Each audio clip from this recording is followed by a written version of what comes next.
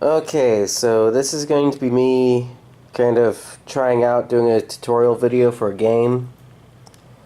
The game I've chosen is Summoner Wars, which is a light tactical game. It's done with even teams, either 1 versus 1 or 2 versus 2. Players will either control 1 or 2 summoners.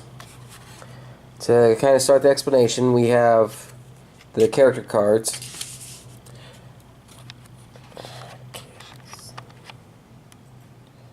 So to start with, at the top you have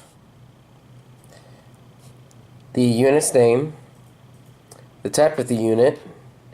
Each faction has 1 summoner unit, 3 champion units, and then 3 types of common units.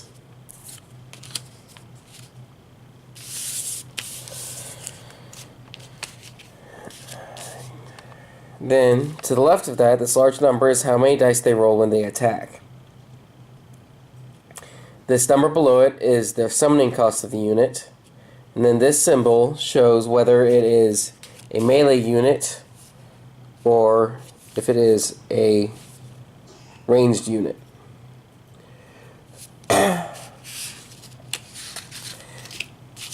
The 9 dots here are the health.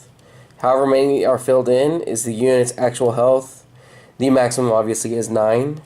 And then below here, at the bottom, is each unit's special ability, which is unique to each unit or type of unit.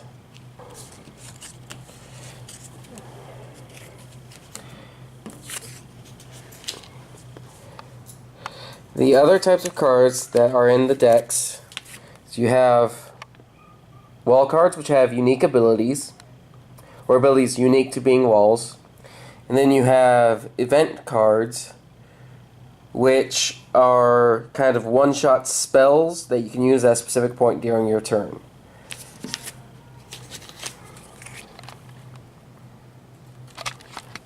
So to start the game, each player picks a faction deck. For this video, I'm primarily going to focus on the Tundra Orcs. The opposing team will be the Phoenix Elves. So the game is played on this 6x8 board. These 4 are going to be the Tundra Orcs starting area. The other 4 will be the Phoenix Elves. Each summoner has a unique card which shows their starting setup. If you look at the top here, it gives you a little mark of what all the symbols are. So S is always your summoner, which in this case is Grognak. W is always the wall, and then A, B, and C refer to your different types of common units. So here we have the setup card, and this is what the board looks like when it's actually set up. As you can see, obviously the card, which is 6x4, matches up with each of these different units. Next, the players will roll for first turn. So next you roll for first player, or use whatever means you really want to. The player with the first turn first does their move phase. Now in order to move, you will pick the units that you move. On the first turn you can pick 2 units. So I could say, pick my fighter, and then I can move them up to 2 spaces. Everything in this game is done using the cardinal directions, up, down, left, and right. You never count diagonals in this game. So once I've chosen a unit to move, I can move them up to 2 spaces. Now since I can do that, since I have 2 moves, I can choose 2 units. So I will move this fighter as well.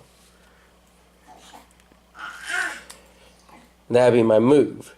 Now I can choose to move a unit and only move them 1 space. But how many moves you get is based on how many units you can move, not total number of spaces. I do not have 4 spaces to move my units, I have 2 units I can move. This does also mean you can choose a unit to move to activate a special ability, but not actually move them at all. Next comes the attack phase. On first turn, I can choose 3 units to attack. Now, first thing, this is where unit type comes in, of melee or ranged. A melee unit can only attack a unit that is adjacent to them. But a ranged unit, and I'm just going to move them over here to show, a ranged unit can attack any unit that is within 3 spaces of them.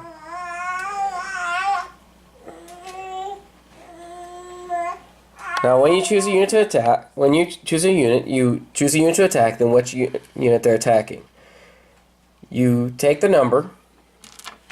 So, my fighter here has 1 attack, so I roll 1 dice. On the roll, a 3 or higher is a hit, a 1 or 2 is a miss. So, I got 1 hit, so I will take 1 damage token.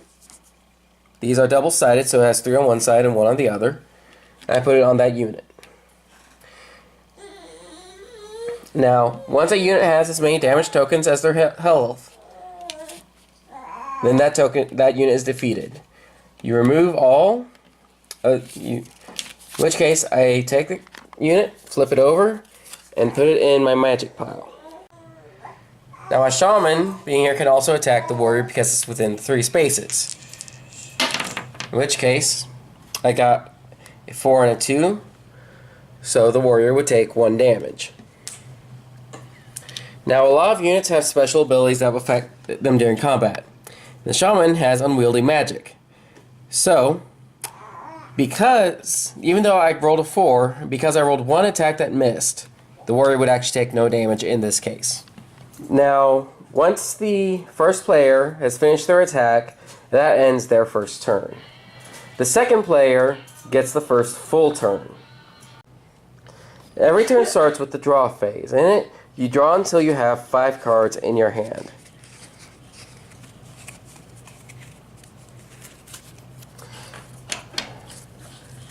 If your deck is empty, you don't reshuffle, you simply do not have any more cards to draw. The next step is to summon units. Whenever you summon units, you simply go through your hand and find units. And if you have enough cards in your magic pile, you can discard equal to their summon cost. So, as soon as I have 1 magic point here from the Phoenix Elf, from the defeated elf, I can discard it, and I can place my fighter adjacent to one of my walls.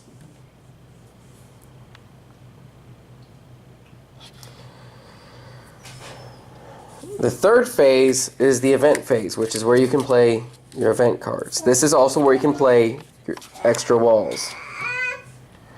Walls can only be played on your side of the board. However, if you have it adjacent to your opponent's side, you can summon onto your opponent's side off of that wall. The other event cards are played and resolved 1 at a time. So if I want to play this freeze card, which I play on top of another unit, on an enemy unit to disable them unless they pay magic,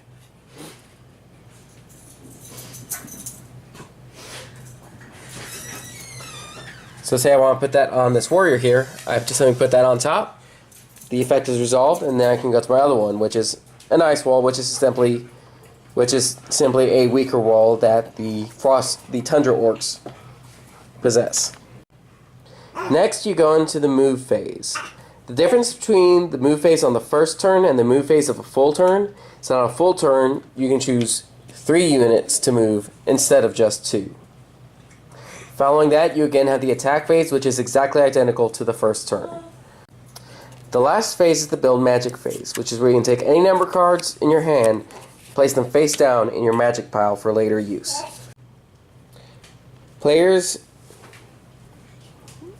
continue taking turns until one of the summoners has been defeated. When you defeat the enemy summoner, you win. So in a team game, 2 boards are used. The turn order goes from the first player to the player across from them. to the first player's teammate and then the player across from them. So in this instance, it would go Tundra Orcs, Phoenix Elves, Guild Dwarves, and then Cave Goblins. There are a few special rules for team games. To start with, the left and right edges of the board are considered adjacent. So I can take this spearman, move him to the right off this side of the board, and have him show up on the left here.